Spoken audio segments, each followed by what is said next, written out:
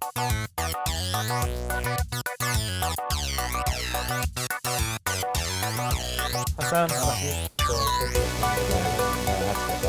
my name's Sam Metcalf from East Midlands Business Link. Today we're talking to Matthew Smith, Lead Director of the East Midlands office of JLL. So Matthew, what do you think is putting the block on Grade A offices in the East Midlands? Looking at Nottingham as an example of a city with very constrained Grade A supply, I think that the biggest barrier we have is consented sites in the right locations, in the prime locations. We have 2.5 million square feet of consented sites across a number of schemes, which interestingly is exactly the same number we had 10 years ago. None of them have come forward. They were conceived in a different time. And we need to sort of get real about this now. It's focusing on prime locations where occupiers actually want to commit their businesses. I think occupiers are very cautious. They won't compromise on location, as are investors and as are developers. So it's focusing on the right sites. I think if we have the right sites, fundamentally the demand is there. There's some major occupiers with lease events in the next few years that I could see being the catalyst for this type of take-up. There's some research that I've picked up recently from Oxford Economics on projections for growth in the office sector, and Nottingham scores really well. A lot of our key office-using businesses are in sort of good shape with potential for further growth. And we need to capture this by having the right schemes, the right stock, the right scale that meets the demand profiles of occupiers. OK, MIPIM's coming up very shortly. What do you think the East Midlands has to shout about? I'm a bit of a MIPIM sceptic. I understand that it's this fantastic platform, global platform, to present a region and cities, but the true inward investment potential, I think, is limited.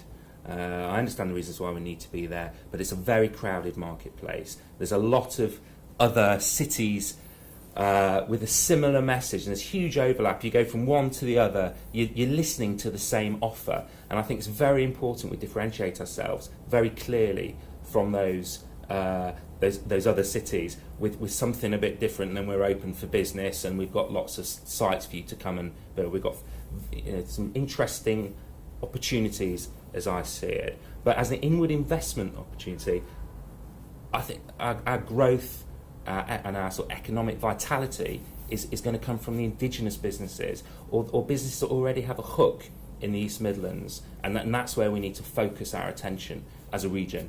Speaking of inward investment, which city in the East Midlands do you think has the most to offer investors at the moment?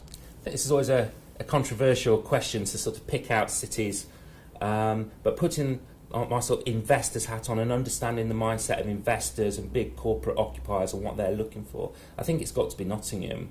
Nottingham's done well to preserve its retail centre. It's embraced city living over the last 15 years, and that's a sector that's set to grow further. We're seeing a sort of global trend of urbanisation, and that's going to affect cities like Nottingham, people moving into the cities.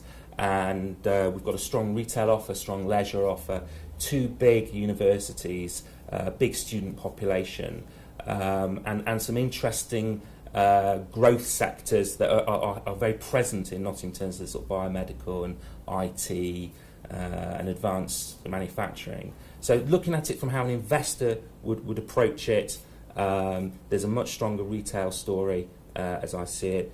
The office market has potential. It's a bigger office market, bigger city centre office market than Derby and Leicester. And the infrastructure projects that are underway now are going to benefit the city over the next 20, 30 years, such as the tram, the station improvements and that sort of thing. So, Nottingham.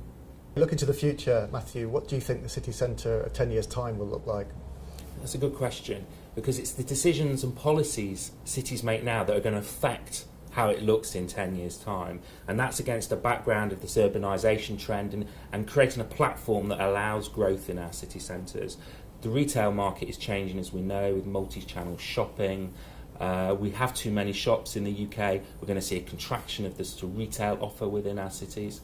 But we're going to see an increase in sort of the leisure and creating facilities to encourage people to dwell and enjoy their times in the city.